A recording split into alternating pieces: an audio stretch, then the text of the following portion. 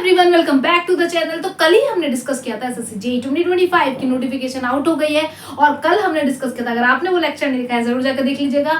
उसमें हमने डिस्कस किया था कि ऐसे क्या 5 चीजें करनी है कि सिलेक्शन बहुत आराम से हो जाए, तो जरूर जाके देख लीजिएगा। 5 important tips for S SSC JEE 2025। तो 5 महीने तक अब आप लोगों के दिमाग में, जहन में, बॉडी के एक एक सेल में एसएससी जेईई 2025 चलना चाहिए। उसके अलावा कोई और टारगेट चलना नहीं चाहिए।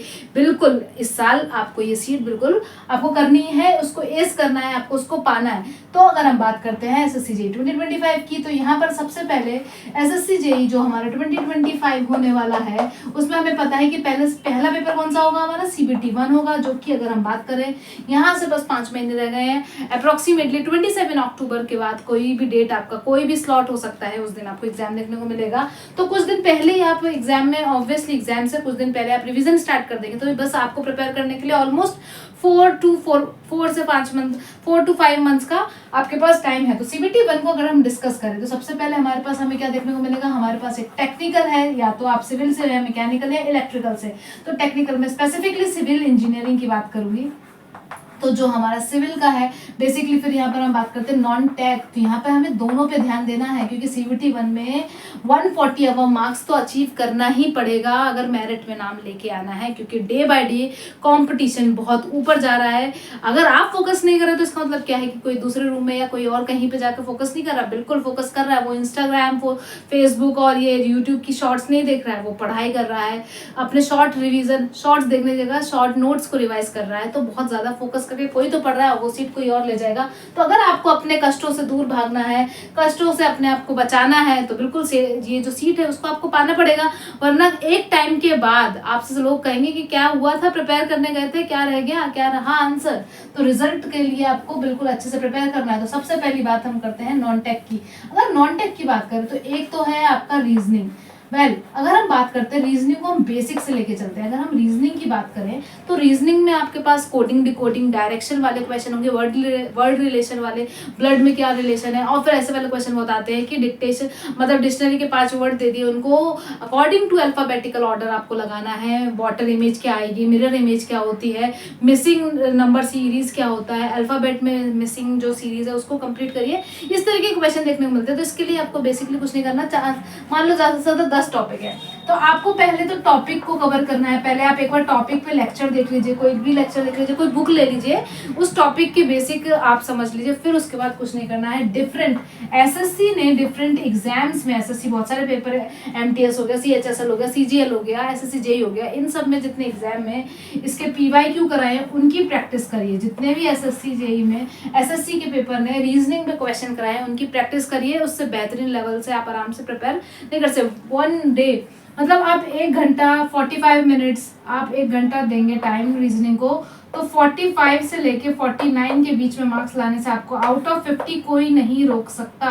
और ये बहुत स्कोरिंग मार्क्स है, ये आपका जो सिलेक्शन का क्राइटेरिया है उसमें बहुत आपको आगे ले जाएगा अगर आपने रीजनिंग पे इसको शिद्दत से ध्यान दिया। वहीं पे अगर हम बात करते हैं, फिर हमारा एक और नॉन टेक में पार्ट आता है जो कि हमारा जीएस और जीके। इसमें यहाँ पर आपके पास एक अच्छी बात है कि साइंस लोगों को अच्छी लगती है, तो साइंस भी आती है 10th क्लास तक की, जिसमें आपके पास फिजिक्स रहेगी, फिर आपके पास क्या रहता है, केमिस्ट्री रहती है और बायोलॉजी।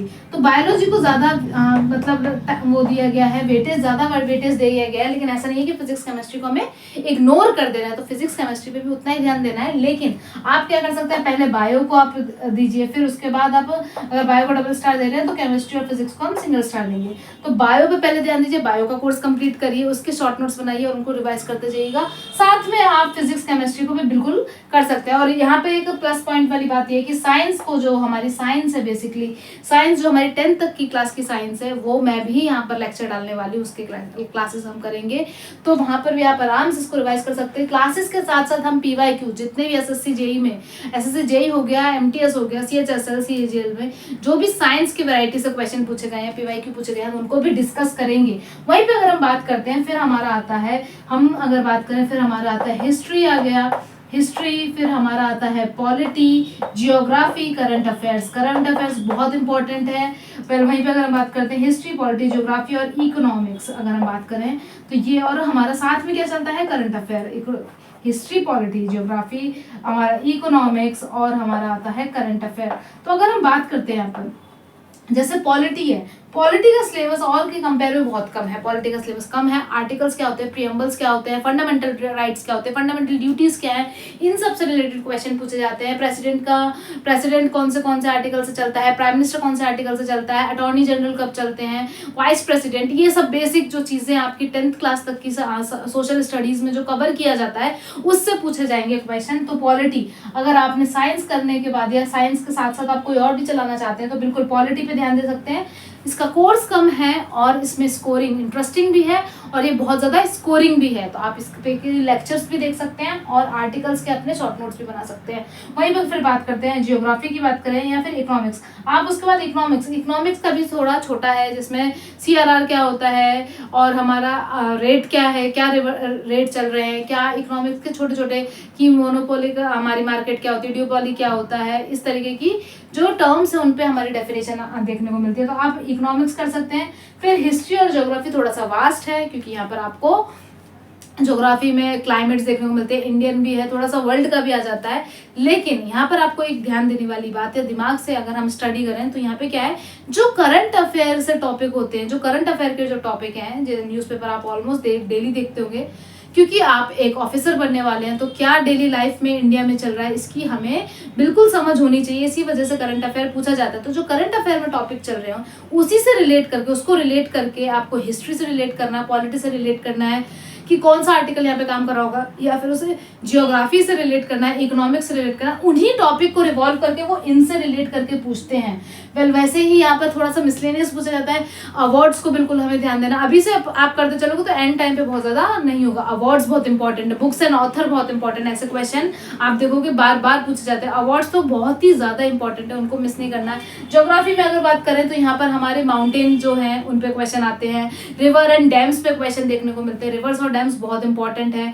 फिर जो हमारे रिवर्स है उनका ओरिजिन क्या है, इन पे क्वेश्चन देखने को मिलते हैं। नेशनल पार्क बहुत इंपॉर्टेंट है। अगर हम बात करते हैं, नेशनल पार्क हो गया, रिवर्स हो गए, डैम्स हो गए और हमारा जो सोलर सिस्टम का पार्ट है वो भी बहुत इंपॉर्टेंट है। फिर अगर हम बात करते हैं हिस्ट्री में, 1857 के बाद जो नेशनल फ्रीडम स्ट्रगल है वो बहुत इंपॉर्टेंट है, तो वो हमारे मॉडर्न हिस्ट्री का पार्ट है।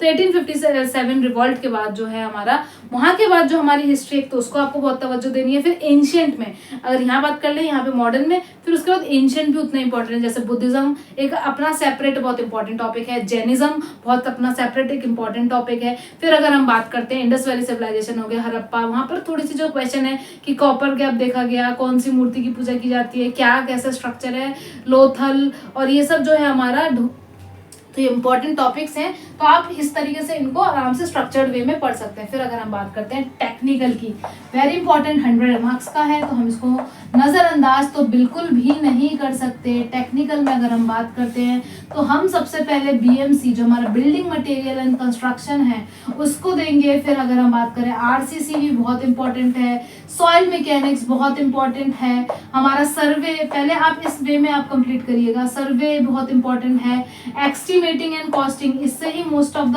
आपका पोर्शन कंप्लीट होगा। पहले इतना हो जाए तो आपको जरूर साथ में क्या लगाना है, कल भी बताया था, mock test and chapter test, mock test and subject test, इसको मिस नहीं करना है।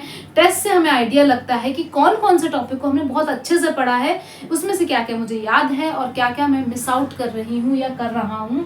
तो आप देखिए बिल्डिंग मटेरियल में सीमेंट बहुत इंपॉर्टेंट है, मतलब ऑब्वियसली सीमेंट, टिम्बर, हमारा कंक्रीट हो गया, फिर उसके बाद ब्रिक्स हो गए, ये सब बहुत इंपॉर्टेंट है, इतना पूछा जाता है इनसे जिसको आप मिस नहीं कर सकते। RCC के जो कोड्स के हमारे स्टेटमेंट्स हैं वो बहुत इंपॉर्टेंट है। अगर वहीं पे बात करें सॉइल मैकेनिक्स, वेरी इंपॉर्टेंट, ये भी बहुत ज्यादा मार्क्स में पूछा जाता है। अगर हम बात करते हैं फिर सर्वे में जो थियोडोलाइट्स हो गए, सर्वे खुद में एक छोटा सिलेबस है लेकिन इससे क्वेश्चंस बहुत ज्यादा देखने को मिलते हैं। फिर अगर हम बात करें एस्टिमेटिंग एंड कॉस्टिंग बहुत इंपॉर्टेंट है। फिर अगर हम बात करते हैं वहाँ पर जो हमारे एस्टिमेटिंग कॉस्टिंग की बात करें तो हाइड्रोलॉजी और इरिगेशन को हम दे सकते हैं उतना, हाइड्रोलॉजी और इरिगेशन, लेकिन साथ में उनकी वैल्यू बहुत ज़्यादा है। हाइड्रोलॉजी और इरिगेशन को आप दे सकते हो। फिर हम एफएम को दे सकते हैं, एफएम के संग आप एफएम है।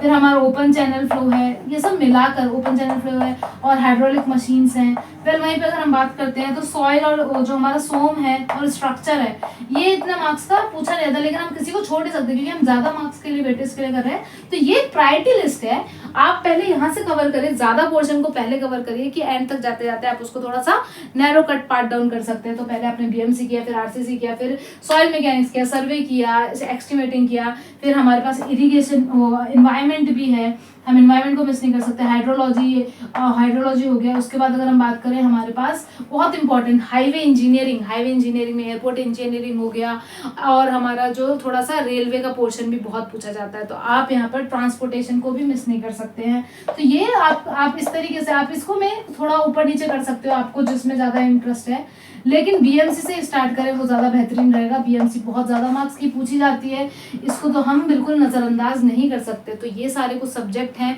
जिनकी आप अपने आप आराम से प्रायोरिटी लिस्ट बना सकते हैं। और दो चीज़ बहुत इंपॉर्टेंट है जिसको आप मिस नहीं कर सकते, एक तो डिसिप्लिन और एक है कंसिस्टेंसी। अगर आपने अपना टारगेट बना लिया है एसएससी जेईई 2025 करना है, तो 5 महीने के लिए आपको डिसिप्लिन होना ही पड़ेगा।